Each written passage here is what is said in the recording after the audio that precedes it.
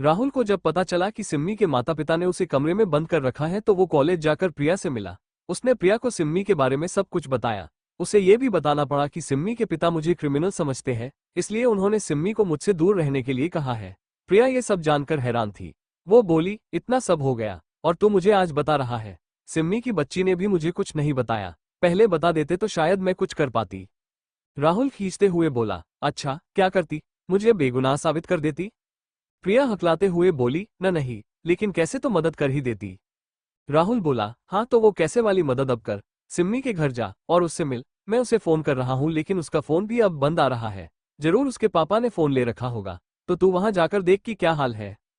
प्रिया बोली, ठीक है चली जाऊंगी, लेकिन मुझे समझ नहीं आ रहा कि उन्हें ये गलतफहमी क्यों है कि तू क्रिमिनल है। माना कि तेरी शक्ल चोर उचक्कों जैसी है, लेकिन है तो तू अच्छे घर से ही, फिर क्यों तुझे क्रिमिनल समझ बैठे हैं? राहुल उसे घूरते हुए बोला, तेरा मजाक हो गया हो तो जाएगी अब? सिम्मी वहां परेशान हो रही होगी। प्रिया बोली, हाँ हाँ जा रही हूँ। ये कहकर वो लेक्चर छोड़कर सिम्मी से मिलने चली गई। सिम्मी के घर पहुंचने पर गॉड ने उसे गेट पर रोक दिया और बोला, किससे मिलना है? प्रिया बोली, मैं सिम्मी की दोस्त हूँ, उसी से मिलने आई हूँ। गार्ड ने उसे गेट पर रोक दिया और लैंडलाइन पर फोन करने लगा। अंदर वीर ने फोन उठाया और प्रिया को अंदर भेजने की इजाजत दे दी। प्रिया अंदर आई तो उसने डोरबेल बजाई। सुवर्णा जी दरवाजा खोलने गई तो प्रिया तो देखकर कुछ पल के लिए वो ठिठक गई। फिर संभलते हुए पूछने लगी, अरे प्रिया बेटा तुम इस वक्त यहाँ, कॉलेज नहीं गई? प्रिया यहाँ वहां नजर मारते हुए बोली, नहीं आंटी मैं सिम्मी से मिलने आई हूँ। कल वो कॉलेज नहीं आए तो सोचा उससे मिल लूं। उसका फोन भी बंद आ रहा है। सब ठीक तो है ना? सुवर्णा जी ने झूठ बोल दिया, हाँ बेटा सब ठीक है, बस सिम्मी की तबीयत खराब है। कल से उसे बुखार हो रहा है तो रेस्ट कर रही है, तबीयत ठीक हो जाएगी तो वो कॉलेज आ जाएगी। वीर भी उसी वक्त वहां आ गया तो प्रिया वीर को देखकर बोली, हेलो वीर कैसे हो? वीर बोला, मैं ठीक हूँ, तुम सिम्मी से मिलने आए हो ना? प्रिया बोली, हाँ कल वो नहीं आए तो सोचा मिल लूं, मेरे नोट्स भी उसके ही पास है। वीर ने भी सुवर्णा जी के झूठ में साथ देते हुए कहा, सिम्मी की तबीयत ठीक नहीं है इसलिए नहीं आए। वैसे किस सब्जेक्ट के नोट्स हैं, मुझे बता दो, मैं ढूंढ कर दे दूंगा। उसकी बुक्स यहीं रखी है। उसने सामने रखी हुई किताबों की ओर इशारा किया। प्रिया फीकी सी शक्ल बनाते हुए बोली, रहने दो, मैं खुद ढूंढ लूंगी। उसने कुछ देर किताबों को उलट पलट किया और सोचने लगी कि सिम्मी के कमरे में जाने के लिए मुझे कोई बहाना सोचना होगा। वो किताबों को देखकर बोली, इनमें वो नोट्स नहीं है, शायद सिम्मी के कमरे में होंगे, मैं जाकर ले आती हूँ। ये कहकर वो कमरे की ओर जाने लगी तो सुवर्णा जी ने उसे रोक दिया और बोली, रुको प्रिया, सिम्मी की तबीयत ठीक नहीं है। प्रिया ठहर कर बोली, डोंट वरी आंटी, मैं उसे डिस्टर्ब नहीं करूंगी, चुपचाप बुक लेकर आ जाऊंगी। सुवर्णा जी फिर से उसे रोकते हुए बोली, नहीं वो सो रही है तो अभी मत जाओ, पहले मैं उसे देख आती हूँ, फिर तुम जाना। ये कहकर सुवर्णा जी प्रिया से पहले कमरे की ओर चली गई। कमरे में जाकर उन्होंने सिम्मी को धमकाया कि खबरदार जो प्रिया के सामने ऐसी कोई बात कही तो हमने उससे कहा है कि तुम बीमार हो, इसलिए चादर ओढ़कर लेट जाओ। वो आए तो उसके सामने कुछ कहने की जरूरत नहीं है। सिम्मी को समझाकर सुवर्णा जी बाहर आई और प्रिया से बोली, जाओ अब जाकर ढूंढ लो, सिम्मी आराम ही कर रही है। प्रिया ने जी आंटी कहा और सिम्मी के कमरे में चली गई। सुवर्णा जी भी उसके साथ अंदर चली गई ताकि सिम्मी कोई चालाकी ना कर सके। प्रिया ने सिम्मी को जागे हुए देखा तो पूछने लगी, कैसी है सिम्मी, तबीयत ठीक है? सिम्मी बोली, थोड़ा बुखार है, लेकिन जल्दी ठीक हो जाऊंगी। प्रिया ने पूछा, कॉलेज कब तक आएगी? सब तेरे बारे में पूछ रहे थे। सिम्मी समझ गई कि इसका इशारा राहुल की तरफ है। वो बोली, एक बार बिस्तर से उठ जाऊं, कॉलेज भी आ जाऊंगी। सुवर्णा जी समझ गई कि सिम्मी क्या कहने की कोशिश कर रही है।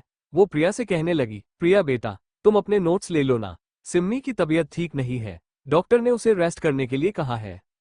प्रिया सिम्मी से बहुत कुछ पूछना चाहती थी लेकिन सुवर्णा जी की वजह से पूछ नहीं पा रही थी। मजबूरन उसे सिम्मी की बुक्स में से नोट्स निकालने पड़े। सिम्मी उससे बोली, वो ब्लू फाइल में भी तुम्हारे ही नोट्स हैं, उसे भी ले जाना। प्रिया ने ब्लू फाइल भी उठाई और अपने साथ लेकर जाने लगी।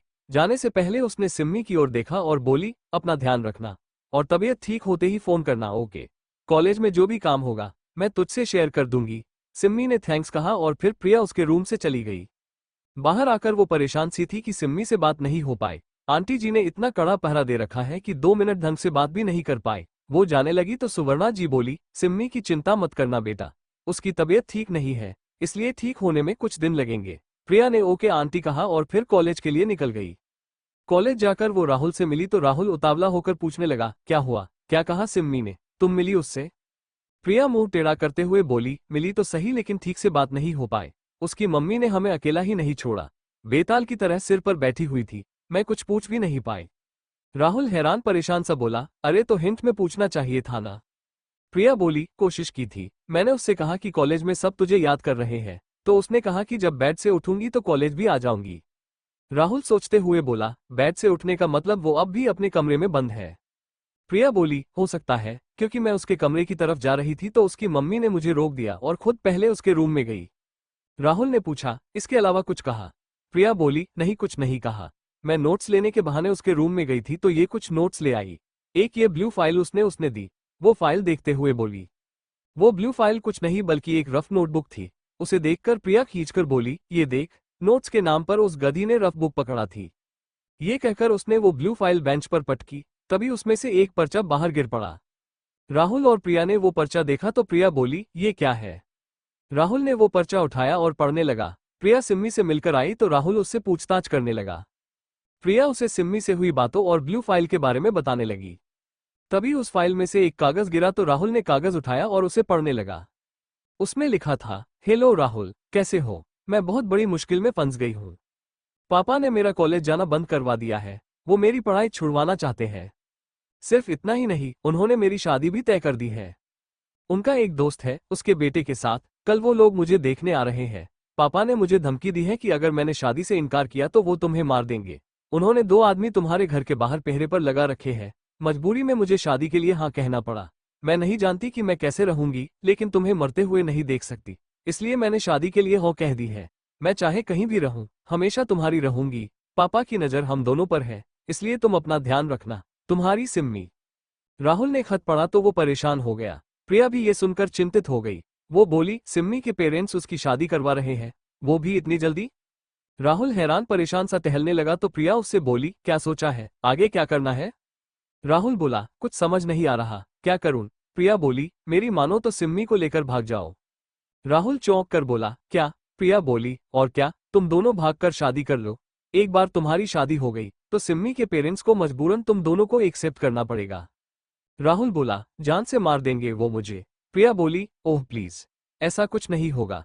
कोई भी बाप जानबूझकर अपनी बेटी को विधवा नहीं बनाता। तुम उससे शादी कर लोगे तो वो गुस्सा तो होंगे, लेकिन देर सवेर तुम्हारे रिश्ते को एक्सेप्ट कर लेंगे और तुम्हें बेगुनाह भी साबित कर देंगे। राहुल सोच में डूबा सोचने लगा कि प्रिया की बात तो सही है। एक बार शादी हो गई तो वो कुछ नहीं कर पाएंगे। वैसे भी उसके पापा सिम्मी से बहुत प्यार करते हैं, तो उसके लिए वो मुझे एक्सेप्ट कर ही लेंगे। वो प्रिया से बोला, आइडिया तो ठीक है, लेकिन सिम्मी को भगाएंगे कैसे? उसे तो घर में बंद कर रखा है। प्रिया जाजूस की तरह बोली, प्लानिंग करके। हम नोट्स के जरिए ही बातें ट्रांसफर करेंगे, फिर सही मौका देखकर सिम्मी को भगा लेंगे। राहुल बोला, ठीक है, फिर मैं एक नोट बनाकर दूंगा, तुम उसे सिम्मी तक पहुंचा देना। अगले हफ्ते तक उसे भगा लेंगे। प्रिया कुछ सोचकर बोली, भगा तो लेंगे, लेकिन उसके बाद तुम रहोगे कहाँ? कोई जगह सोची है? अपने घर तो जाओगे नहीं, पुलिस वाले सबसे पहले तुम्हारे घर ही ढूंढने आएंगे।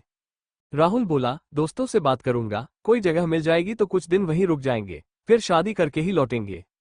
प्रिया मजाक करते हुए बोली, मेरी मानो तो बच्चे लेकर लौटना, तब तो सिम्मी के पेरेंट्स खुश हो जाएंगे और तुम्हें शाबाशी भी देंगे। प्रिया की बात सुनकर राहुल टेंशन में भी हंस दिया और उसके गाल खींचते हुए बोला, पागल लड़की, पहले शादी तो हो जाए, बच्चे तो दूर की बात है। चल मैं ये लेटर लिख देता हूँ, तो इसे सिम्मी को दे देना। ये कहकर वो एक लेटर लिखने लगा।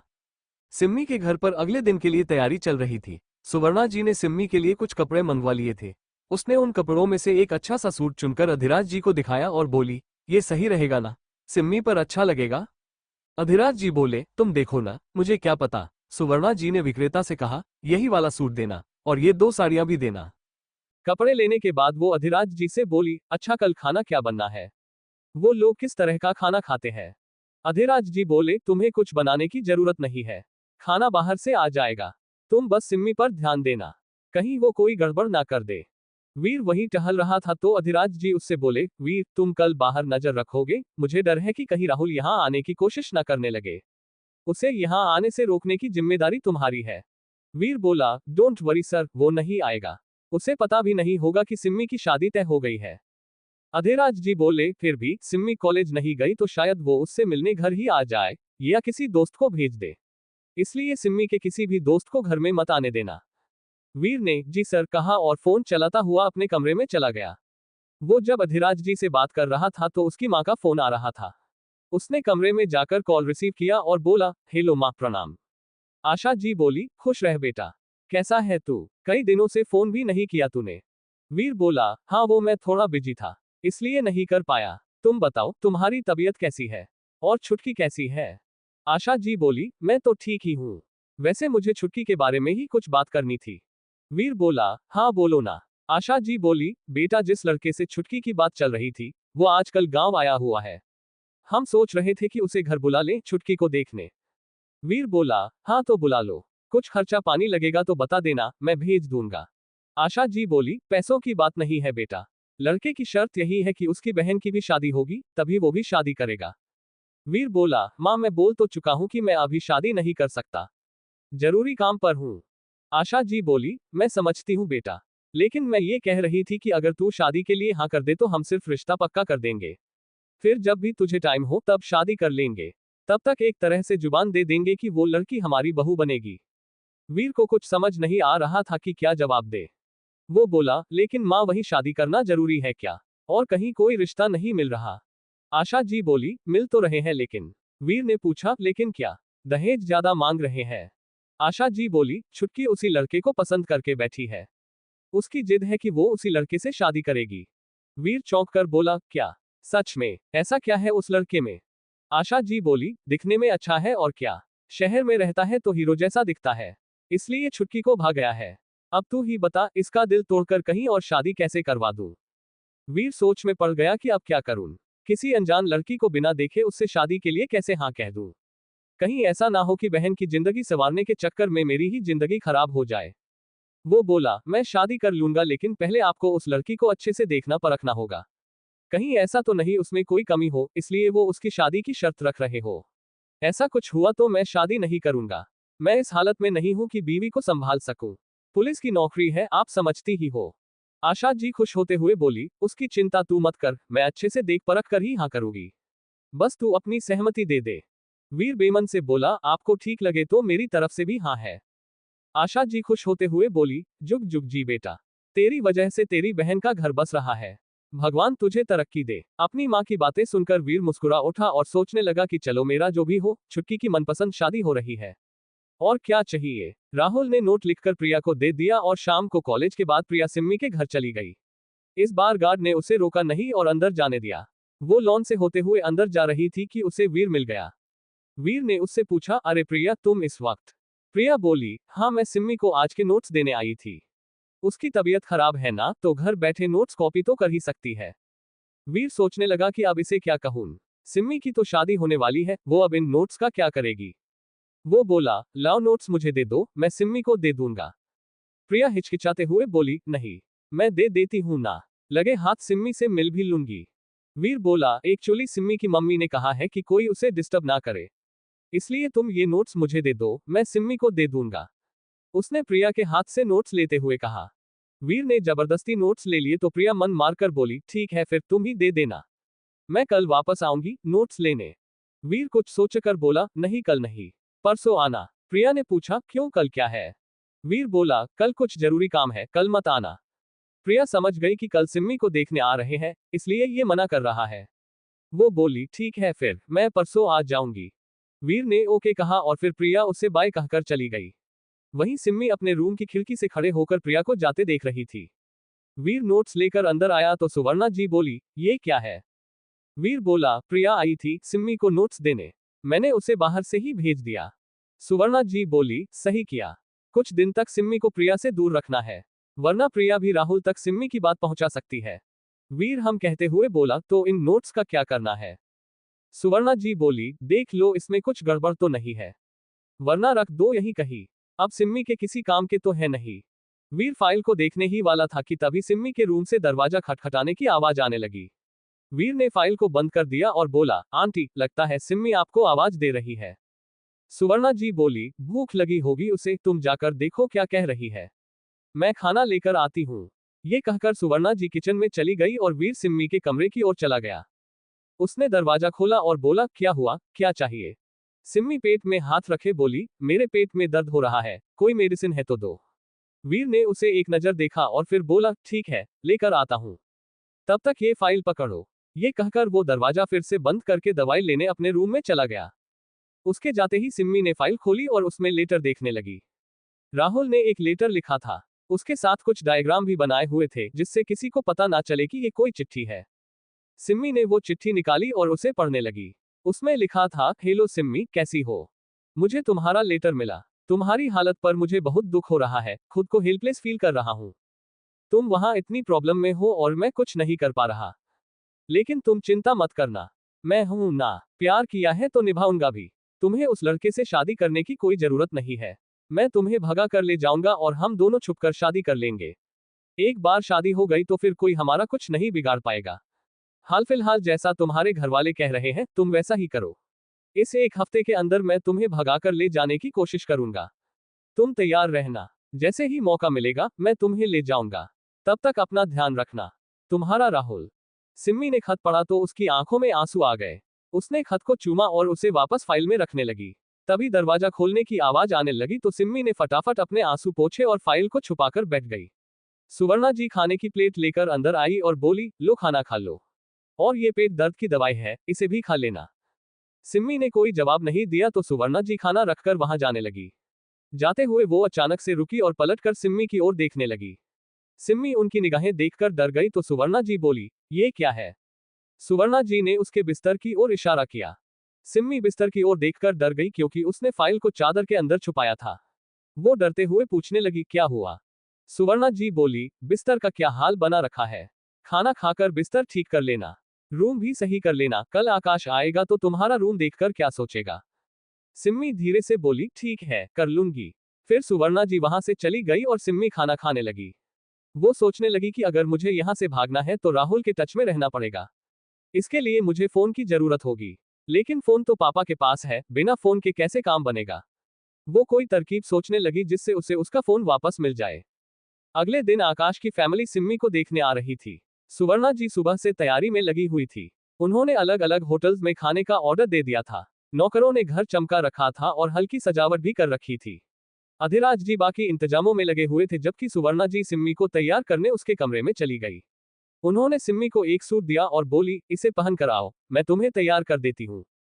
सिम्मी मुंह बनाते हुए बोली, मैं खुद तैयार हो जाऊंगी, मुझे आपकी जरूरत नहीं है। सुवर्णा जी उसके कपड़े रखते हुए बोली, ठीक है, लेकिन ढंग से तैयार होना। ये कहकर वो वहां से चली गई। उनके जाने के बाद सिम्मी ने कपड़े बदले और तैयार हो गई। कुछ देर बाद धीरेन्द्र जी अपनी पत्नी और बेटे के साथ अधिराज जी के घर पधारे। अधिराज और सुवर्णा जी ने उनका स्वागत किया और उन्हें हॉल में ले आए। कुछ देर दोनों परिवार आपस में बात करते रहे। धीरेन्द्र जी की पत्नी सुवर्णा जी से बोली, भाभी आप तो आज भी वैसी ही हो जैसी 20 साल पहले थी। सुवर्णा जी मुस्कुराते हुए बोली, आप भी कहाँ बदली बहन जी, आज भी उतनी ही यंग हो। दोनों महिलाएं एक दूसरे की खूबसूरती की तारीफें कर रही थी जबकि अधिराज और धीरेन्द्र जी शादी से संबंधित बातें कर रहे थे। इन सब में आकाश अकेला चुपचाप बैठा सिम्मी का इंतजार कर रहा था कि कब वो सामने आए और उसकी खूबसूरती का दीदार हो। इसी दौरान वीर कमरे से बाहर आया तो आकाश और उसकी मां वीर की ओर देखने लगे। अधिराज जी ने वीर को उनसे मिलवाते हुए कहा, ये इंस्पेक्टर वीर है, हमारी सिम्मी का बॉडीगार्ड। वीर ने उनसे हेलो कहा तो अधिराज जी ने उसे इशारा किया। उनका अर्थ था कि वो बाहर नजर रखे ताकि राहुल या कोई और खलल डालने न आ जाए। अधिराज जी का इशारा पाकर वीर बाहर चला गया और नजर रखने लगा। बड़ों की बातें चल रही थी तो आकाश की मां बोली, भाई बातें तो होती रहेंगी, पहले हमारी होने वाली बहू के दर्शन तो करवाओ। सुवर्णा जी बोली, हाँ हाँ क्यों नहीं, मैं अभी सिमरन को लेकर आती हूँ। ये कहकर वो सिम्मी के कमरे में चली गई। कमरे में जाकर उन्होंने देखा कि सिम्मी तैयार बैठी थी लेकिन उसका पूरा रूम बिखरा हुआ सा था। सारे बिस्तर पर मेकअप का सामान फैला हुआ था, फर्श पर चारों ओर सैंडल गिरी हुई थी। सुवर्णा जी बोली, ये क्या हाल बना रखा है रूम का। सिम्मी मुंह बनाते हुए बोली, देर हो रही थी तो ऐसे ही रख दिया, बाद में अरेंज कर दूंगी। सुवर्णा जी बोली, वो सब छोड़, चल अब नीचे चल, सब बुला रहे हैं। सिम्मी उठ खड़ी हुई तो सुवर्णा जी उसे समझाने लगी, देख उनकी फैमिली के सामने अच्छे से पेश आना, वो जो भी पूछे उसका तहजीब से जवाब देना, और खबरदार जो राहुल के बारे में कोई बात की तो अगर ये रिश्ता पक्का नहीं हुआ तो तू अंजाम जानती है, इसलिए ढंग से रहना। सिम्मी चुपचाप अपनी माँ की बात सुनते जा रही थी। फिर सुवर्णा जी उसकी बाह थामे उसे हॉल में ले आई। सिम्मी आज इतनी प्यारी लग रही थी कि सबकी नजर उस पर ठहर गई। आकाश तो मुस्कुराकर उसे ऐसे देख रहा था जैसे स्वर्ग से कोई परी उतर रही हो। वो सोचने लगा कि क्या ये मेरे बचपन की वही दोस्त है। आज आकाश और उसकी फैमिली सिम्मी को देखने आए थे। सुवर्णा जी सिम्मी को समझा बुझा कर नीचे लाए तो सब सिम्मी की ओर देखने लगे। आकाश की तो उस पर से नजर ही नहीं हट रही थी। नीचे आकर सिम्मी नजरें झुकाए खड़ी थी। सुवर्णा जी उससे बोली, बड़ों के पैर छुओ बेटा। सिम्मी ने अपने होने वाले सास ससुर के पैर हुए तो आकाश की माँ बोली, आओ बेटा हमारे पास बैठो। सिम्मी उनके पास बैठ गई तो आकाश की माँ बोली, कितनी बड़ी हो गई है ना, जब हमने देखा था तब 3-4 साल की थी शायद। कितनी खूबसूरत है लग रही है। सिम्मी के चेहरे पर कोई भाव नहीं थे तो आकाश की माँ बोली, सिमरन बेटा तुम शादी के बाद हमारे साथ लंदन चलोगी ना? तुम्हें वहां रहने में कोई दिक्कत तो नहीं है? सिम्मी ने हल्के से ना में सिर हिलाया तो आकाश की माँ खुश होते हुए बोली, भाई बड़ी शर्मीली है ये तो। अच्छा बेटा तुम्हारी हॉबीज क्या है, तुम शादी के बाद क्या करना चाहती हो? सिम्मी चुप थी तो अधिराज जी बोले, सिम्मी को अपनी पढ़ाई पूरी करनी है। ये अभी ग्रेजुएशन में ही है तो शादी के बाद ग्रेजुएशन पूरा करना चाहती है। आकाश की माँ बोली, फिक्र मत कीजिए भाई साहब, हम इसकी हर इच्छा पूरी करेंगे। आकाश बैठा सिम्मी और अपनी माँ की बातें सुन रहा था तो उसकी माँ उसके भावों को समझते हुए बोली, आकाश बेटा तुम्हें सिम्मी से कुछ पूछना है तो पूछ लो। आकाश शर्मा रहा था तो उसकी माँ हंसते हुए बोली, लगता है बच्चे शर्मा रहे हैं, इन्हें अकेले में बात करने भेज देते हैं। सुवर्णा जी सोचने लगी कि सिम्मी तो अपना कमरा फैला कर बैठी है, अब इन दोनों को बात करने कहाँ भेजूं? बाहर भी नहीं भेज सकते, कहीं कोई आ गया तो। कुछ सोचकर वो बोली, हाँ हाँ क्यों नहीं, सिम्मी बेटा चलो। ये कहकर वो सिम्मी को लेकर अपने कमरे की ओर चली गई। उन्होंने आकाश से भी कहा, आओ बेटा तुम भी आओ। आकाश जी कहते हुए उनके पीछे पीछे चल दिया। अंदर जाकर सुवर्णा जी सिम्मी को धीरे से धमकाते हुए बोली, ढंग से बात करना, खबरदार कोई गड़बड़ की तो। तभी आकाश भी कमरे में आ गया तो सुवर्णा जी बोली, अरे आओ आओ बेटा यहाँ बैठ जाओ, तुम दोनों आराम से बात करो, मैं स्नैक्स भिजवाती हूँ। आकाश बोला, नो थैंक्स आंटी, रहने दीजिए। सुवर्णा जी अच्छा कहा और बोली, ठीक है फिर तुम दोनों बात करो, हम बाहर ही हैं। ये कहकर वो कमरे से बाहर आ गई और दरवाजे को हल्का खुला छोड़ दिया। बाहर आकर वो सबके साथ बैठकर बातें करने लगी लेकिन उनका ध्यान कमरे की ओर ही था। वो टेंशन में थी कि कहीं सिम्मी आकाश से शादी के लिए मना ना कर दे। वहीं सिम्मी अंदर चुपचाप बैठी थी तो आकाश ही शुरुआत करते हुए बोला, हेलो सिमरन। सिम्मी ने भी हेलो कहा तो वो सकुचाते हुए बोला, इतने सालों बाद तुम्हें देख रहा हूँ, समझ नहीं आ रहा कि क्या बात करूं। तुम्हें कुछ कहना है तो कह सकती हो, या कुछ पूछना चाहो तो पूछ सकती हो। सिम्मी मन ही मन बोली कि तुझसे शादी ही नहीं करनी तो पूछ कर क्या अचार डालूं। लेकिन उसे घर वालों को दिखाने के लिए फॉर्मेलिटी पूरी करनी थी तो वो बोली, आप क्या काम करते हो? आकाश बोला, मैं इंपोर्ट एक्सपोर्ट का काम करता हूँ, कनाडा में मेरी अपनी छोटी सी कंपनी है, हम सीधा फॉरेन कंपनी के साथ डील करते हैं। सिम्मी पूछकर चुप हो गई तो आकाश हिचकिचाते हुए बोला, तुम मुझसे शादी करने के लिए तैयार तो हो ना? आई मीन कहीं तुम पर कोई प्रेशर तो नहीं है? सिम्मी उसकी ओर देखने लगी तो वो घबराते हुए बोला, नहीं मैं इसलिए पूछ रहा हूँ कि कहीं तुम्हें कोई और पसंद हो और तुम उसे छोड़कर मुझसे शादी कर रही हो।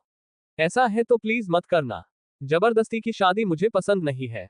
मेरा मानना है कि शादी तभी करनी चाहिए जब दो लोग एक दूसरे के लिए डेडिकेटेड समर्पित हो। तो अगर तुम्हें कोई और पसंद हो तो मुझे बता दो, मैं शादी से मना कर दूंगा। सिम्मी सोचने लगी कि ये अच्छा मौका है लेकिन उसे अपने पिता की दी हुई धमकी याद आ गई तो सिहर गई। वो राहुल को लेकर कोई रिस्क नहीं ले सकती थी इसलिए उसने झूठ बोल दिया, मैं ये शादी अपनी मर्जी से कर रही हूँ, मुझ पर कोई दबाव नहीं है। आकाश खुश होकर बोला, फिर ठीक है, वैसे क्या हम दोनों दोस्त बन सकते हैं? सिम्मी ने भी मुस्कुराकर कहा, जरूर। अच्छा मैं तुम्हें एक फोटो दिखाती हूँ, हमारे बचपन की है। ये कहकर वो अपने पिता की अलमारी खोलने लगी। उसने अलमारी से एक एल्बम निकाली और उसे आकाश को दिखाने लगी। दोनों एल्बम में अपने बचपन की तस्वीरें देखने लगे। बाहर सुवर्णा जी बेचैन सी बैठी हुई थी तो आकाश की माँ बोली, क्या हुआ सुवर्णा जी, आप परेशान लग रही हो? सुवर्णा जी बोली, नहीं ऐसी कोई बात नहीं है, बस डर लग रहा है कि कहीं सिम्मी कुछ ऐसा ना कह दे जो आकाश को पसंद ना आए। उसे इन चीजों का एक्सपीरियंस नहीं है ना, पहली बार है। आकाश की माँ उनके हाथ पर हाथ रखते हुए बोली, फिक्र मत करो, वो बच्चे हैं, हम तो समझदार हैं, हम सब संभाल लेंगे। ये देखना दिखाना तो खाली एक रस्म है, असल में तो हम सब ने सिम्मी को पसंद कर लिया है। उनकी बात सुनकर सिम्मी की माँ को शांति मिली और वो थोड़ा आश्वस्त हो गई। कुछ देर बाद सुवर्णा जी सिम्मी और आकाश को लेने कमरे में गई तो उन्होंने देखा कि दोनों काफी घुल मिल गए हैं। सुवर्णा जी खुश होते हुए बोली, हो गई तुम्हारी बातें? आकाश बोला, जी आंटी, हो गई, इवन आज सिम्मी से मिलकर मेरे बचपन की यादें ताजा हो गई। उसके चेहरे की मुस्कान बता रही थी कि उसे सिम्मी कितनी पसंद आई। सुवर्णा जी बोली, अच्छा ऐसा है तो चलो फिर घर वालों को अपनी राय बता दो। आकाश ने चलिए कहकर उन्हें आगे चलने का इशारा किया और हॉल में आ गया। हॉल में आकर सब वापस से बैठ गए तो धीरेन्द्र जी ने पूछा, हो गई बात? आकाश बोला, जी पापा। धीरेन्द्र जी बोले, तो हाँ कर दें। आकाश शर्माते हुए बोला, जैसा आपको ठीक लगे। धीरेन्द्र जी अधिराज जी से बोले, भाई हमें तो सिम्मी बहुत पसंद है। अब सिम्मी से भी पूछो उसे हमारा बेटा पसंद आया कि नहीं। अधिराज जी ने सिम्मी की ओर देखा तो सिम्मी ने हाँ में सिर हिलाया। उसे देखकर अधिराज जी की जान में जान आई, वरना वो तो सोच रहे थे कि सिम्मी पक्का कोई गड़बड़ करेगी। सिम्मी के हाँ करते ही खुशी की लहर दौड़ गई। दोनों परिवार वाले एक दूसरे के गले मिलकर बधाई देने लगे। दोनों दंपतियों ने एक दूसरे को मिठाई खिलाकर रिश्ता पक्का किया।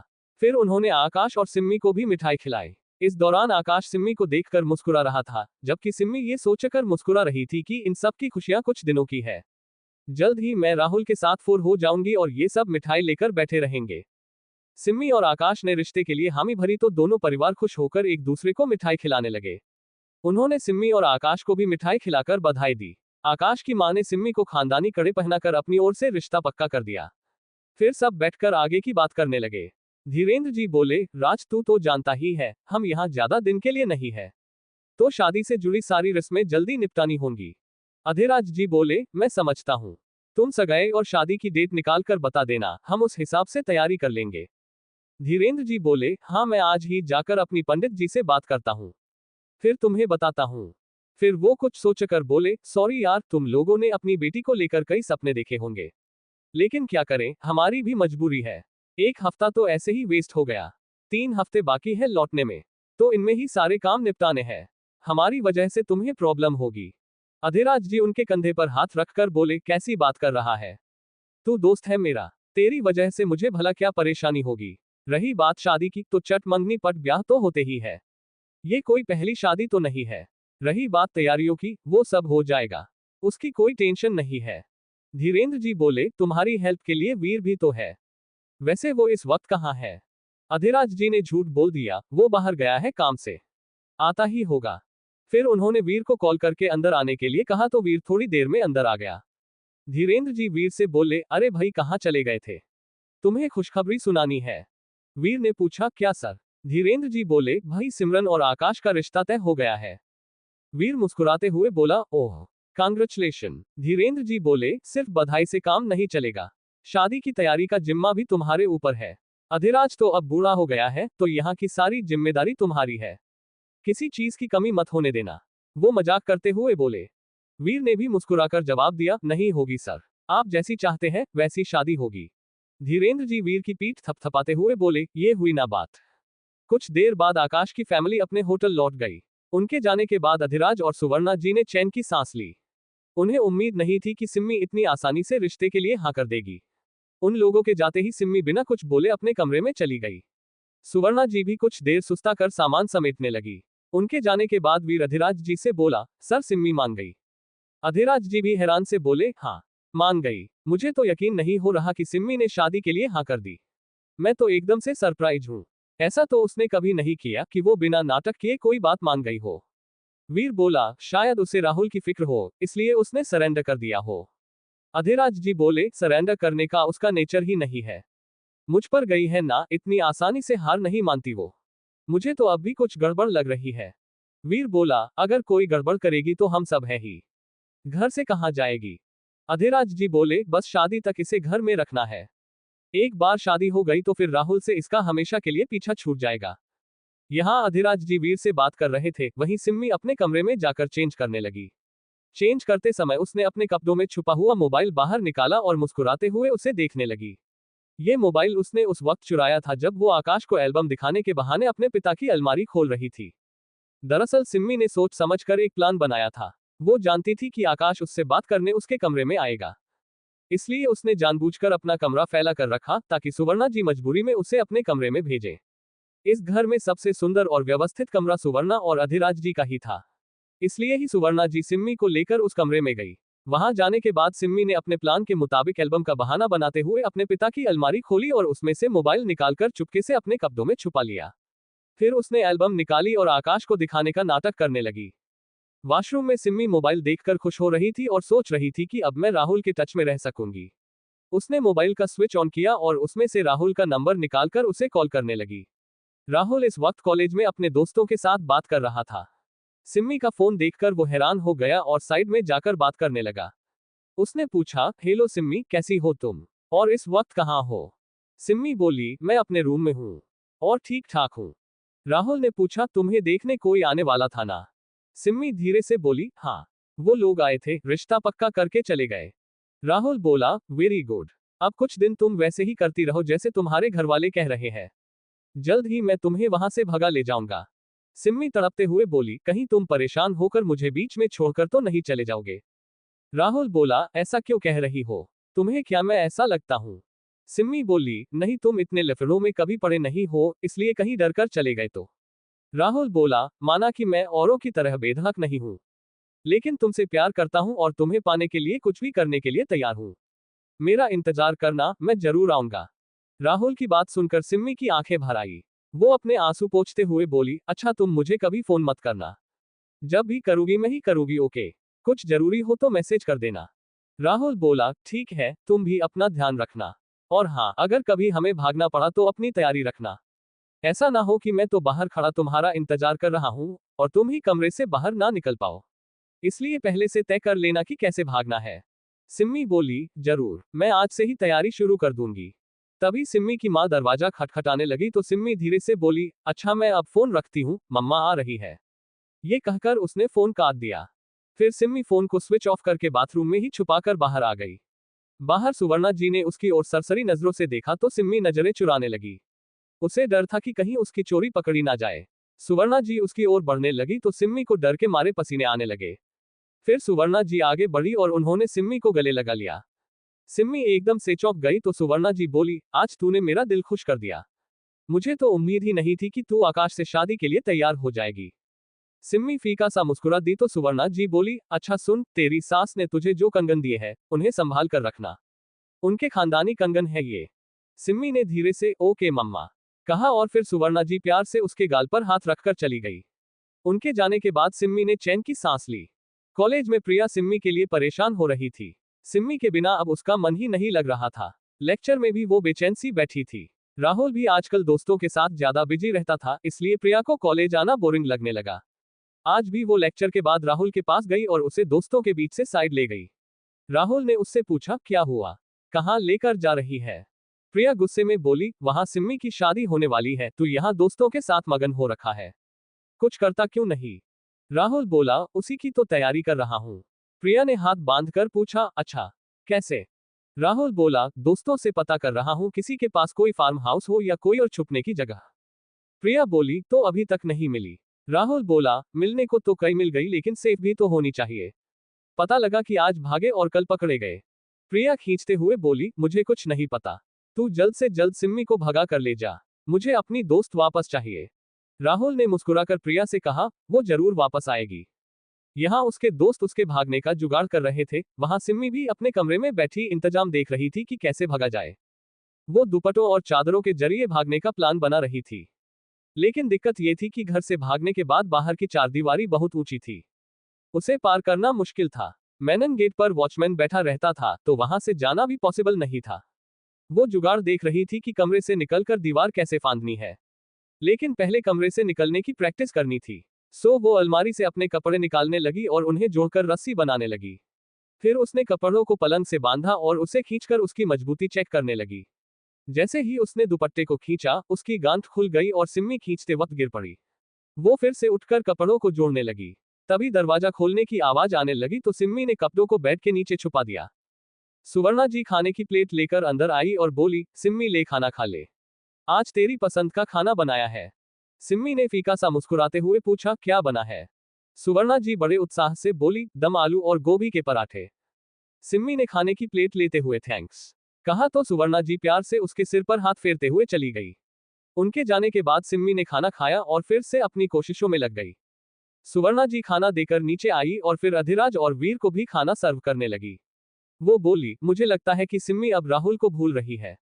अधिराज जी बोले, अच्छा, कुछ कहा उसने? सुवर्णा जी बोली, नहीं कहा तो नहीं है, लेकिन अब वो पहले की तरह जिद नहीं कर रही। पहले खाना भी नहीं खा रही थी, अब चुपचाप खा लेती है। उसके बात करने का तरीका भी बदला है। अधिराज जी खाना खाते हुए बोले, नजर रखना उस पर, कहीं ऐसा ना हो कि वो हमें बेवकूफ बना रही हो। वीर भी खाते वक्त उनकी बात सुन रहा था। उसे भी ऐसा फील हो रहा है कि सिम्मी इतनी जल्दी मानने वालों में से नहीं है। जरूर वो कोई ना कोई गड़बड़ कर रही है। वो लोग खाना खा रहे थे कि तभी लैंडलाइन पर फोन बजा। सुवर्णा जी फोन उठाने लगी तो दूसरी ओर धीरेन्द्र जी थे। सुवर्णा जी ने बड़े उत्साह से उनसे बात की और कुछ देर में फोन रख दिया। अधिराज जी ने उनसे पूछा, क्या हुआ, क्या कह रहा था? सुवर्णा जी बोली, उन्होंने अपने पंडित जी से बात की है। 3 दिन बाद वो रोका करने आ रहे हैं। उसके 2 दिन बाद सगाई होगी और सगाई के 1 हफ्ते बाद शादी का मुहूर्त है। वो पूछ रहे थे कि हमें डेट में कोई प्रॉब्लम तो नहीं है। मुझे ठीक लगा तो मैंने हाँ कह दिया। उद्धरण चिन्ह। अधिराज जी बोले, सही किया। सगाई के बाद 1 हफ्ता बहुत है शादी की तैयारी के लिए। हम आराम से सारे काम निपटा सकते हैं। सुवर्णा जी बोली, शादी में तो टाइम है लेकिन बाकी रस्में जल्दी है। अभी कितनी तैयारी करनी है? सारे रिलेटिव्स को इनवाइट करना है। कपड़े, गहने, कितनी शॉपिंग बाकी है? सुवर्णा जी चिंतित थी तो अधिराज जी बोले, अरे क्यों चिंता कर रही हो? कपड़ों के लिए डिजाइनर को घर बुला लेना। वो सिम्मी के कपड़े बनाकर घर भेज देगा। रिलेटिव्स के कपड़े ऑनलाइन मंगवा लेना। रिश्तेदारों की लिस्ट मैं बना दूंगा, कार्ड वगैरह के ऑर्डर वीर दे देगा। वीर बोला, जी सर, जो भी काम हो आप बस बता देना। और शादी की तैयारी की चिंता मत कीजिए, वो सारे काम इवेंट मैनेजर कर लेते हैं। आप बस घर के काम देखिए। सुवर्णा जी बोली, अच्छा वीर, तुम अपने घर वालों को भी बोल देना, तुम्हारी माताजी और छोटी बहन को शादी में जरूर आना है। वीर हंसते हुए बोला, वो तो गांव है, इतनी दूर कैसे आएंगे? सुवर्णा जी बोली, टिकट करवा देना, ट्रेन से आ जाएंगे, लेकिन आना जरूर है। वीर मुस्कुराकर बोला, ठीक है, मैं बोल दूंगा। उस दिन वो तीनों देर तक बात करते रहे, फिर अपने अपने कमरों में सोने चले गए। उनके सोने के बाद भी सिम्मी अपनी कोशिशों में लगी रही। अगले दिन अधिराज जी को कोर्ट जाना था। वो सुबह सुवर्णा जी से बोले, अच्छा सुनो, मैं कोर्ट जा रहा हूँ। आज राहुल के केस की सुनवाई है। सुवर्णा जी चिंतित होकर बोली, उसे आज सजा हो जाएगी ना? अधिराज जी बोले, अभी तो नहीं होगी, लंबा केस चलेगा। लेकिन मैं कोशिश करूंगा कि उसे जेल तो हो ही जाए। वो जेल में रहेगा तो सिम्मी की शादी शांति से हो सकेगी। सुवर्णा जी बोली, आप कुछ भी कीजिए, बस उस लड़के को सिम्मी से दूर रखिए। मैं नहीं चाहती कि उसकी वजह से सिम्मी का रिश्ता टूटे। बड़ी मुश्किल से इतना अच्छा रिश्ता मिला है। अधिराज जी उन्हें समझाते हुए बोले, फिक्र मत करो, सिम्मी की शादी आकाश से ही होगी। ये कहकर अधिराज जी कोर्ट के लिए निकल गए। वहीं राहुल के वकील ने भी उसे सुनवाई के लिए कोर्ट बुलाया था तो राहुल भी आज कॉलेज की बजाय कोर्ट ही पहुंच गया। कोर्ट पहुंचकर वो दोनों सुनवाई के लिए अंदर जा ही रहे थे कि दोनों की नजर एक दूसरे से टकरा गई। राहुल ने अधिराज जी से बात करने की कोशिश की लेकिन अधिराज जी ने उसे हाथ दिखाकर रोक दिया। कोर्ट में अधिराज जी और राहुल मिले तो राहुल बात करने उनके पास आया। वो बोला, हेलो अंकल। तभी अधिराज जी ने हाथ दिखाकर उसे रोक दिया और बोला, मैं तुम्हारा कोई अंकल नहीं हूं, इस शहर का कमिश्नर हूं। राहुल उनकी आवाज सुनकर ही डर गया। वो बोला, ओके, लेकिन आप मेरी बात तो सुन लीजिए। जैसा आप लोग मेरे बारे में सोचते हैं, मैं वैसा नहीं हूं। मैं सच में सिम्मी से बहुत प्यार करता हूं। और कोई प्यार करने वाला क्यों किसी का खून करेगा? अधिराज जी उस पर हंसते हुए बोले, डायलॉग अच्छे मार लेते हो, लेकिन इन डायलॉग का मुझ पर कोई असर नहीं होगा। तुम जैसे क्रिमिनल से मेरा हर रोज पाला पड़ता है। राहुल उनके सामने कुछ बोल ही नहीं पा रहा था। फिर भी वो कोशिश करते हुए बोला, जब आपने मुझे क्रिमिनल मान ही लिया है तो मैं क्या कर सकता हूँ? मैं सच बोल रहा हूँ या झूठ, ये तो अब कोर्ट ही बताएगा। अधिराज जी बोले, मैं कोर्ट को मानने पर मजबूर कर दूंगा कि तुम ही क्रिमिनल हो। इतने सबूत लेकर आऊंगा कि तुम बच नहीं पाओगे। राहुल निरुत्तर सा नजर झुकाए खड़ा था तो उसका वकील बोला, डरने की जरूरत नहीं है। हम कोर्ट में हैं। यहाँ कोई किसी को डरा नहीं सकता। चलो अंदर चलो। ये कहकर वो राहुल को अपने साथ अंदर ले गया। कोर्ट में जाकर अधिराज जी के वकील ने जज को केस से रिलेटेड जानकारी दी। उसने बैंक रॉबरी से जुड़े केस और उसके 4 आरोपियों के बारे में भी बताया। साथ ही उन आरोपियों में से एक के कत्ल के बारे में राहुल को सस्पेक्ट के रूप में पेश किया। जज ने केस को पढ़कर कहा, यह केस 2 अलग अलग जगह से चलेगा। एक बेंच बैंक रॉबरी केस की सुनवाई करेगी और दूसरी बेंच मर्डर की। इसलिए मर्डर के लिए अलग बेंच को केस रेफर किया जाता है। जज के आदेश के बाद कोर्ट की उस दिन की कार्यवाही समाप्त हो गई और सभी लोग कोर्ट से चले गए। बाहर अधिराज जी और राहुल फिर से टकराए तो अधिराज जी बोले, आज तो तुम बच गए, लेकिन अगली सुनवाई में तुम्हें जेल भेजकर ही रहूंगा। राहुल बोला, जरूर, मैं भी कोशिश करूंगा कि सच आपके सामने ला सकूं। ये कहकर राहुल वहां से चला गया और अधिराज जी भी हेडक्वार्टर के लिए निकल गए। घर पर सुवर्णा जी रोके और सगाई की तैयारियों में लगी हुई थी। उन्होंने अपने पहचान के एक वस्त्र विक्रेता को घर बुलाया और उसे बताने लगी कि शादी में कितने कपड़े लगेंगे। विक्रेता बोला, आप फिक्र मत कीजिए, मैं खुद एक एक साड़ी चुनकर आपके घर भिजवा दूंगा। आपको भागदौड़ करने की कोई जरूरत नहीं है। उस विक्रेता के जाने के बाद एक डिजाइनर घर आए। उसने सुवर्णा जी से पूछा, हेलो मैम, मैं रीटा क्रिएशन से आपने ब्राइडल ड्रेस के लिए बुलाया था। सुवर्णा जी बोली, हाँ हाँ, आओ बैठो। दरअसल मेरी बेटी सिम्मी की शादी है। शादी थोड़ा जल्दी में है तो हमें सब कुछ जल्दी ही चाहिए। तुम सिम्मी के रोके से लेकर शादी तक के सारे कपड़े डिजाइन कर लो। डिजाइनर बोली, शो मैम, क्या मैं सिम्मी से मिल सकती हूँ? सुवर्णा जी बोली, हाँ वो अपने कमरे में है। उन्होंने डिजाइनर को सिम्मी के कमरे की ओर भेज दिया, जो कि अब लॉक नहीं रहता था। डिजाइनर सिम्मी के कमरे में चली गई और उससे बात करने लगी। उसने पूछा, मैम आप किस टाइप के वेडिंग ड्रेस चाहते हो, कुछ आइडिया? सिम्मी सोचने लगी कि 2-4 दिन में तो भागना ही है, खाली ड्रेस क्या सेलेक्ट करनी। वो बोली, आपको जैसा ठीक लगे वैसा बना दो। डिजाइनर बोली, ओके, लेकिन आजकल सभी लड़कियां सोचकर रखती है कि शादी में ऐसा पहनेंगे वैसा पहनेंगे। आपने कुछ नहीं सोचा? सिम्मी बोली, नहीं, नहीं सोचा, आपको जो अच्छा लगे बना दो। सिम्मी का रूखा व्यवहार देखकर वो चुप हो गई और नाप लेने लगी। वो बोली, ठीक है मैम, मैं अपनी तरफ से बेस्ट ड्रेस रेडी करवा दूंगी। फिर भी आपको कुछ लगे तो आप बता देना। कुछ समय बाद वो भी चली गई। सुवर्णा जी अब रिश्तेदारों की लिस्ट बनाने लगी। तब तक वीर कुछ कैटरर और इवेंट मैनेजर से बात कर रहा था। वो सबकी स्कीम और बजट के बारे में जानकारी ले रहा था। उसने निमंत्रण पत्र वाले को घर बुला रखा था तो वो कुछ देर में घर आ गया। सुवर्णा जी ने घड़ी में देखा तो 3 बजने को आए थे, लेकिन अभी तक खाना नहीं बना था। जल्दबाजी में वो नौकर को भी बताना भूल गई कि वो खाना तैयार कर दे। कार्ड प्रिंट करने वाला वहां आया तो सुवर्णा जी बोली, वीर तुम जरा कार्ड देख लोगे? मैं खाना बनाने जा रही हूँ। सिम्मी को भूख लगी होगी। वीर बोला, नो प्रॉब्लम, मैं देख लेता हूँ। सिर सुवर्णा जी किचन में चली गई और वीर उस आदमी से बात करने लगा। उसने वीर को कई कार्ड दिखाए। वीर कंफ्यूज था कि किस कार्ड को चुने। उसने सिम्मी को आवाज दी तो सिम्मी कमरे से बाहर आकर बोली, क्या है? वीर बोला, नीचे आना जरा। सिम्मी नीचे आई तो वीर उसे भी कार्ड दिखाने लगा और बोला, कौन सा अच्छा लग रहा है? सिम्मी बोली, कोई भी पसंद लो, मुझे नहीं पता। वीर बोला, अरे बताओ ना, तुम्हारी भी तो शादी हो रही है। सिम्मी ने बेमन से कार्ड देखे और उनमें से एक कार्ड पसंद करते हुए बोली, ये ठीक है। कार्ड वाला बोला, अच्छा मैडम आपके माता पिता भाई बहन के नाम बता दो, कार्ड में लिखने के लिए चाहिए। घर में कोई छोटे बच्चे हैं तो वो भी बता सकते हो। सिम्मी बोली, मेरा कोई भाई बहन नहीं है, ना कोई छोटे बच्चे। इतना कहकर वो ऊपर चली गई। वीर बोला, चलो मैं तुम्हें रिलेटिव्स के नाम लिखवाता हूँ। पहले दुल्हन साइड के लोगों का नाम लिखो। ये कहकर वो आकाश और सिम्मी के माता पिता का नाम देने लगा। फिर उसने दुल्हन का नाम सिमरन बताया और दूल्हे के आकाश। कार्ड वाला सारे नाम नोट कर रहा था कि तभी वीर की मां का फोन आ गया। वो उन्हें बताने लगा कि सिम्मी की शादी है और आपको भी आना है। आशा जी बोली, मन तो हमारा भी है लेकिन इतनी दूर कैसे आएंगे? वीर बोला, आप ट्रेन से आ जाना, मैं टिकट बुक करवा दूंगा। गांव से मुकेश आ जाएगा आपको स्टेशन तक छोड़ने। आशा जी बोली, ऐसा है तो ठीक है, तू टिकट करवा दे, हम आ जाएंगे। इसी बहाने कुछ दिन शहर भी घूम लेंगे और सिम्मी बिटिया की शादी भी देख लेंगे। वो फोन में बात कर रहा था। कार्ड वाला बोला, दूल्हे का नाम फिर से बताएंगे। वीर फोन को साइड करके पूछने लगा, क्या? कार्ड वाला बोला, नाम। वीर को लगा कि वो उसका नाम पूछ रहा है। वो बोला, वीर, और मेरा नंबर भी नोट कर लो, कुछ काम हो तो मुझे ही कॉल करना। ये कहकर उसने अपना नंबर दे दिया। कार्ड वाला जानकारी लिखने लगा और फिर कुछ देर में उठते हुए बोला, ठीक है फिर मैं चलता हूँ।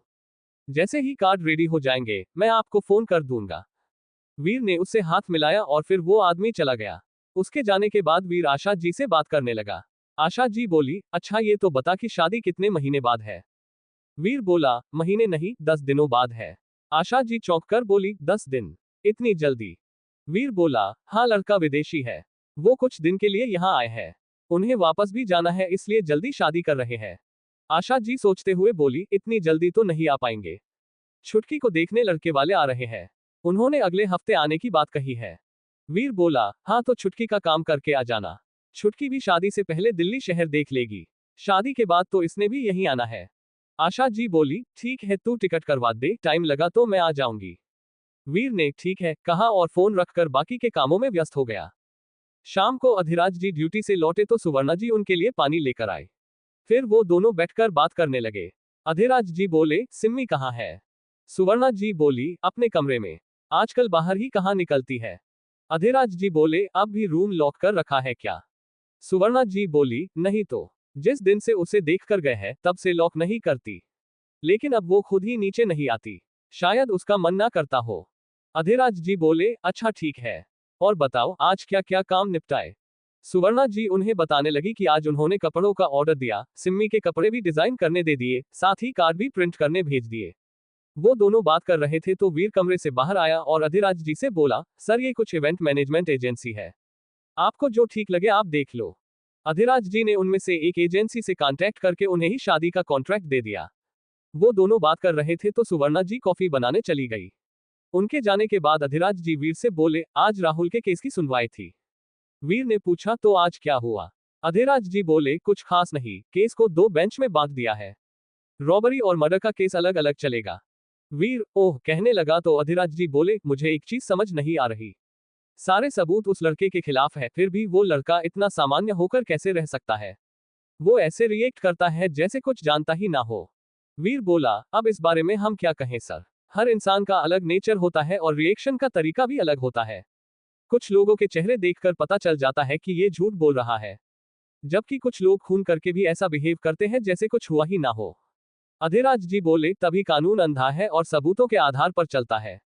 अगर वो देख सकता तो लोगों की शक्लें देखकर कभी न्याय नहीं दे पाता। हर आदमी के चेहरे पर चेहरा होता है। वीर हम कहने लगा और कुछ सोचकर पूछने लगा, सर शादी में सिम्मी के दोस्तों को भी बुलाना है?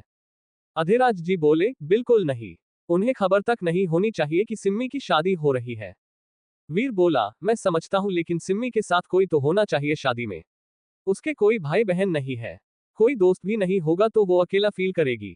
अधिराज जी बोले, उसकी एक मौसी है, अमेरिका में रहती है, उसकी फैमिली आ जाएगी तो सिम्मी का साथ हो जाएगा, लेकिन उसके दोस्तों को भूलकर भी नहीं बुलाना है। वो दोनों हॉल में बैठे बात कर रहे थे जबकि सिम्मी अपने कमरे में दरवाजे के पीछे छुपी ये सारी बात सुन रही थी। वो सोचने लगी कि भले ही तुम प्रिया को ये सब ना बताओ, लेकिन वो सब जानती है और मेरी मदद भी कर रही है। देखना तुम लोगों की ये प्लानिंग धरी की धरी रह जाएगी और मैं किसी के हाथ नहीं आऊंगी। अगले दिन प्रिया नोट्स के बहाने सिम्मी से मिलने आई तो वीर ने उसे हॉल में बैठा दिया। सुवर्णा जी प्रिया से मिलने आई और उससे बोली, प्रिया बेटा हम कुछ दिनों के लिए बाहर जा रहे हैं, इसलिए तुम नोट्स देने मत आना। प्रिया अनजान बनती हुई बोली, कहाँ जा रहे हो? सुवर्णा जी बोली, मेरी बहन के पास अमेरिका, सिम्मी भी हमारे साथ जा रही है तो यहाँ कोई नहीं होगा, इसलिए जब हम वापस आ जाए तब आना तुम। प्रिया अच्छा कहते हुए पूछने लगी, सिम्मी अब ठीक है? सुवर्णा जी बोली, नहीं पूरी तरह नहीं, लेकिन अमेरिका जाना जरूरी है तो हम उसका ट्रीटमेंट वहीं करवाएंगे। प्रिया बोली, आंटी अगर आप बुरा ना माने तो क्या मैं पूछ सकती हूँ कि सिम्मी को क्या हुआ है? मैं उसकी पुरानी दोस्त हूं तो मुझे भी उसकी फिक्र है। सुवर्णा जी सोचने लगी कि अब क्या बीमारी बताऊं। कुछ सोचकर वो बोली, एक बार उसका ट्रीटमेंट हो जाए फिर सिम्मी खुद तुम्हें बता देगी, तब तक तुम ये बात किसी को मत बताना, ओके?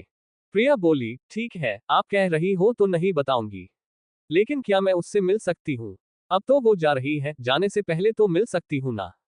प्रिया की जिद देखकर वो बोली, ठीक है मिल लो, मैं बुलाती हूँ उसे। ये कहकर उन्होंने सिम्मी को आवाज दी। सिम्मी कमरे से बाहर आई तो प्रिया को देखकर खुश हो गई।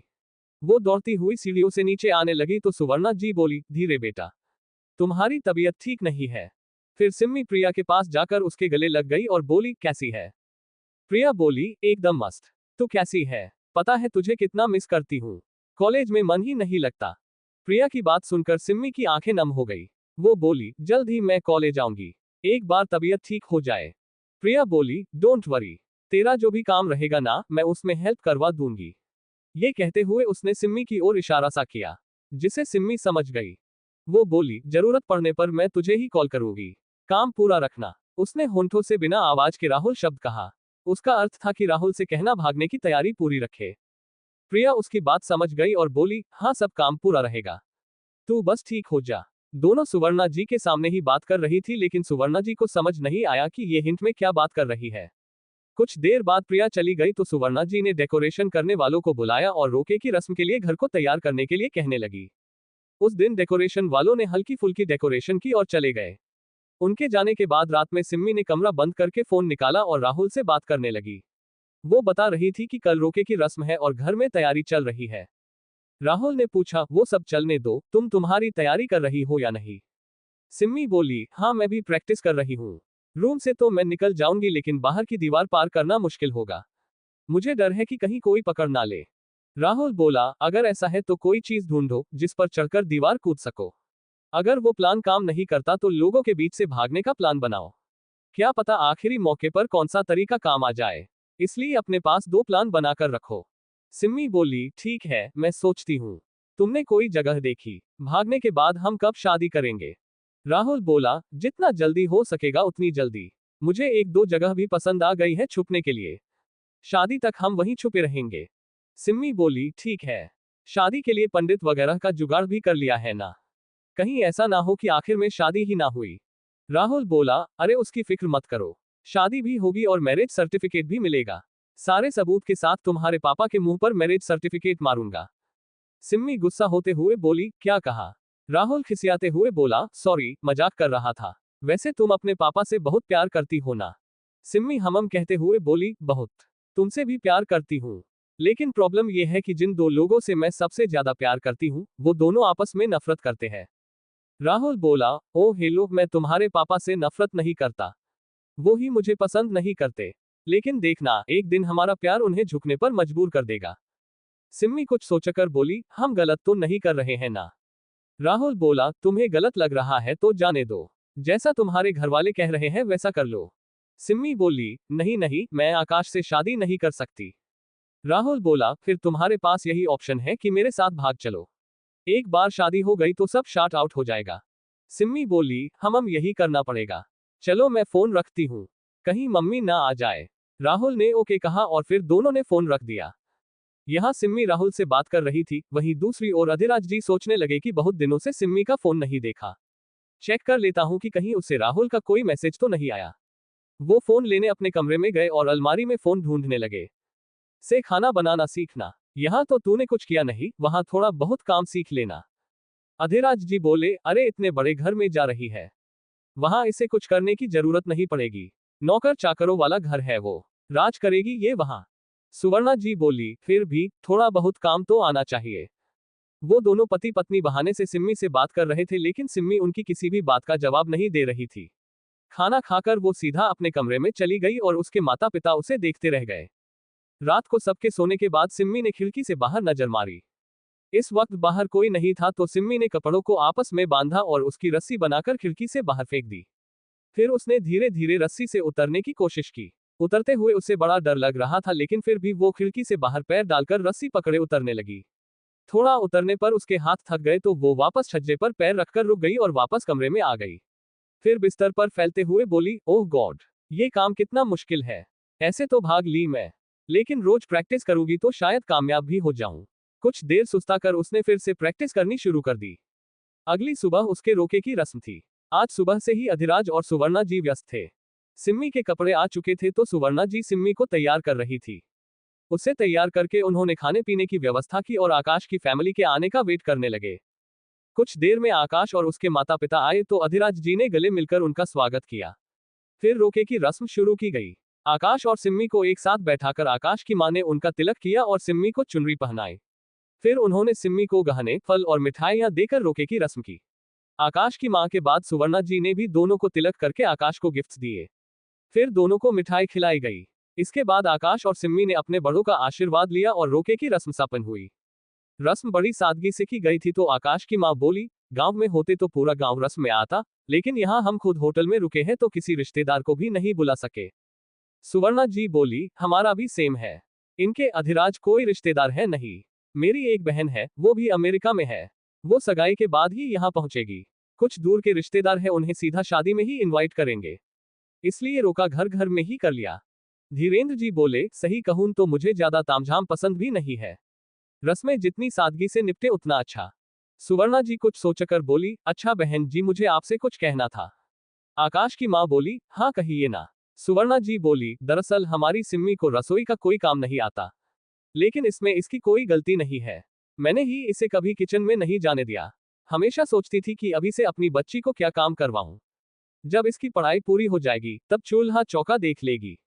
किसे पता था कि ऐसे अचानक से अच्छा रिश्ता आएगा और हमारी बेटी पराई हो जाएगी। तो अगर आप इसकी शादी के बाद हेल्प कर देंगे तो। आकाश की मां हंसते हुए बोली, क्या सुवर्णा जी आप भी? आपको क्या लगता है हम सिमरन को वहां घर के काम करवाने ले जा रहे हैं? अरे भाई, किचन के काम के लिए हमने कुक रखा हुआ है। मैं खुद खाना नहीं बनाती, वहां सिमरन से क्या खाक बनवाऊंगी। सिम्मी बेटा, जैसे तुम यहाँ पढ़ाई करती थी वैसे ही वहां भी तुम्हें पढ़ाई ही करनी है। ये समझ लो कि इस घर से उस घर जा रही हो, बाकी कुछ नहीं बदलने वाला। सिम्मी उनकी बात सुनकर जबरन फीका सा मुस्कुरा दी, जबकि सुवर्णा जी ये सुनकर निहाल हो गई। वो सोचने लगी कि बड़े पुण्य कर्म किए होंगे मैंने, जो मेरी बेटी को ऐसा ससुराल मिल रहा है। यहाँ अंदर रोके की रस्म चल रही थी, वहीं वीर बाहर लॉन में सेफ्टी के लिए पहरा दे रहा था। रस्म के दौरान उसे पुलिस स्टेशन से कॉल आया, जो कि सिम्मी के फोन मिसिंग से संबंधित था। उसे पुलिस वाले ने बताया कि फोन घर पर ही है और कभी कभी एक्टिव हो रहा है। ये खबर सुनकर वीर चौंक गया। रोके की रस्म के बाद सभी लोग लंच कर रहे थे। सुवर्णा जी सबको खाना सर्व कर रही थी और सिम्मी उनकी मदद कर रही थी। वो आकाश की प्लेट में चावल देने लगी तो आकाश मुस्कुराकर थैंक्स कहने लगा। सुवर्णा जी बोली, समधन जी को भी सर्व करो बेटा। सिम्मी ने जी कहा और आकाश की मां को भी खाना सर्व करने लगी। उन्होंने भी मुस्कुराकर सिम्मी को थैंक्स कहा और बोली, तुम भी बैठो ना हमारे साथ। सिम्मी बोली, नहीं आंटी, मैं बाद में खा लूंगी। उनके बाद वो धीरेन्द्र जी को जूस देने लगी तो धीरेन्द्र जी बोले, भाई राज, तूने अपनी बेटी की परवरिश बहुत अच्छे से की है। इसके लिए मैं तेरा जितना शुक्रिया करना चाहूं उतना कम है। अधीराज जी बोले, क्यों भाई, सिम्मी मेरी बेटी है, इसमें तू क्यों शुक्रिया कर रहा है। धीरेन्द्र जी बोले, अरे यार, अगर तू सिमरन को अच्छी परवरिश नहीं देता तो हमें इतनी अच्छी बहू कैसे मिलती। उनकी बात पर सब ओहो कहने लगे तो अधीराज जी बोले, ये बात तो सही है। यहाँ अंदर दोनों परिवार मिलजुल कर खाना खा रहे थे, वहीं बाहर वीर को एक पुलिस वाला सिम्मी के फोन के बारे में खबर दे रहा था। उसने कहा, ये फोन घर में ही है। बीते 2 दिनों में ये फोन 2 बार एक्टिव हुआ है और उसके बाद स्विच ऑफ कर दिया गया है। वीर ने पूछा, किसे कॉल किया, कुछ इन्फॉर्मेशन। पुलिस वाला बोला, दोनों बार एक ही नंबर पर कॉल किया गया है और वो नंबर किसी राहुल के नाम रजिस्टर्ड है। राहुल का नाम सुनकर वीर चौंक गया। वो समझ गया कि ये फोन सिम्मी के अलावा कोई और कर ही नहीं सकता। वो बोला, ठीक है, इन्फॉर्मेशन के लिए थैंक्स। साथ ही पुलिस वाले से बात करने के बाद वीर अंदर गया और सबको लंच करते देख ठिठक गया। वीर को देखकर धीरेन्द्र जी बोले, अरे वीर, तुम यहाँ। वीर ने उन्हें हेलो कहा और अधिराज जी की ओर देखने लगा। अधिराज जी समझ गए कि इसे कुछ बात करनी है। वो धीरेन्द्र से बोले, तुम सब बैठो, मैं जरा अभी आता हूँ। ये कहकर वो खाना छोड़कर उठ गए और वीर के पीछे पीछे बाहर चले गए। बाहर आकर वो वीर से पूछने लगे, क्या हुआ, सब ठीक तो है ना। वीर बोला, हाँ सर, सब ठीक है। सिम्मी के फोन को लेकर खबर मिली है। अधिराज जी ने पूछा, क्या खबर। वीर बोला, सर फोन घर में ही है और मेरे ख्याल से सिम्मी के पास है। अभी मुझे साइबर सेल से कॉल आया था। उन्होंने बताया कि बीते 2 दिनों में फोन 2 बार एक्टिव हुआ था और दोनों बार राहुल को कॉल किया गया था। अधिराज जी हैरान होकर बोले, क्या, राहुल को। वीर बोला, जी सर, मुझे लगता है कि फोन सिम्मी के पास ही है और वो राहुल के साथ मिलकर कुछ प्लान कर रही है। अधिराज जी हैरान परेशान से सोच में डूब गए तो वीर बोला, अभी आप कुछ मत कीजिए। घर में गेस्ट आए हैं तो उनके सामने नॉर्मल बिहेव कीजिए। उनके जाने के बाद सिम्मी से फोन के बारे में पूछना। अधिराज जी ने हम कहा और अंदर जाकर वापस लंच के लिए बैठ गए। सुवर्णा जी ने पूछा, क्या हुआ, क्या कह रहा था वीर। अधिराज जी ने झूठ बोल दिया, कुछ नहीं, वो इवेंट मैनेजमेंट एजेंसी का कॉल आया था, उससे रिलेटेड ही बात थी। तभी धीरेन्द्र जी बोले, अच्छा, परसों सगाई की रस्म है। हम तो होटल में रुके हुए हैं, लेकिन हमने सगाई के लिए हॉल बुक कर रखा है। पंडित जी ने शाम को 5 बजे का मुहूर्त बताया है, तो आप लोग पहुंच जाएंगे ना, या मैं गाड़ी भिजवा दूं। अधिराज जी बोले, नहीं नहीं, हम आ जाएंगे, तू बस वेन्यू का एड्रेस भेज देना। धीरेन्द्र जी की पत्नी बोली, अब तो हमसे इंतजार नहीं हो रहा, हम जल्द से जल्द सिम्मी को अपनी बहू बनाकर ले जाना चाहते हैं। सुवर्णा जी भावुक सी बोली, किसने सोचा था कि इतने लाड़ प्यार से पाली हुई बेटी को एक दिन विदा करना पड़ेगा। काश कि हम सिम्मी के साथ कुछ वक्त और गुजार पाते। तभी अधिराज जी भड़कते हुए बोले, कोई जरूरत नहीं है वक्त बिताने की, जल्दी शादी करके विदा करो अपनी बेटी को। उनका लहजा देखकर सब हैरान हो गए। सुवर्णा जी भी अचरज से उनकी ओर देखे जा रही थी। वो बात संभालते हुए बोले, मेरा मतलब है कि इतनी तैयारी हो चुकी है, अब शादी में देरी करना ठीक नहीं है। फिर धीरेन्द्र को भी तो वापस लौटना है, शादी उसी दिन होगी जिस दिन तय की गई थी। धीरेन्द्र जी बोले, हाँ भाई, हमारी भी मजबूरी है, शादी के 2 दिन बाद हमें भी फ्लाइट पकड़नी है। कुछ देर तक दोनों परिवार साथ में बातें करते रहे और फिर धीरेन्द्र जी अपने परिवार को लेकर होटल लौट गए। उनके जाने के बाद सिम्मी अपने कमरे की ओर जाने लगी तो अधिराज जी ने गुस्से में उसे आवाज दी, सिम्मी।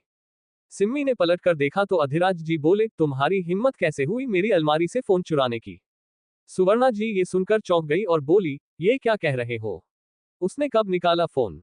अधिराज जी गुस्से में बोले, ये तो अपनी लाडली बेटी से ही पूछो कि इसने कब हमारी आंखों में धूल झोंककर फोन गायब किया।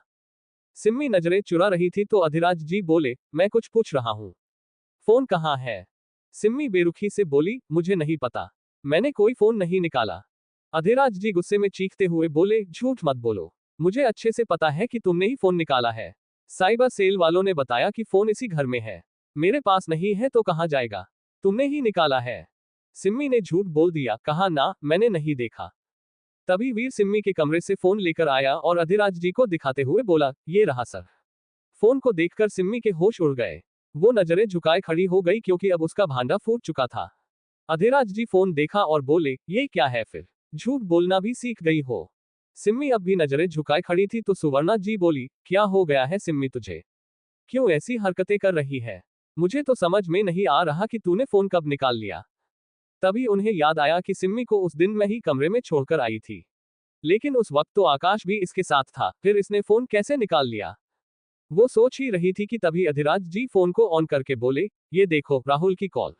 तुमने उससे 2 बार बात करने की कोशिश की है, अब भी कुछ कहना है?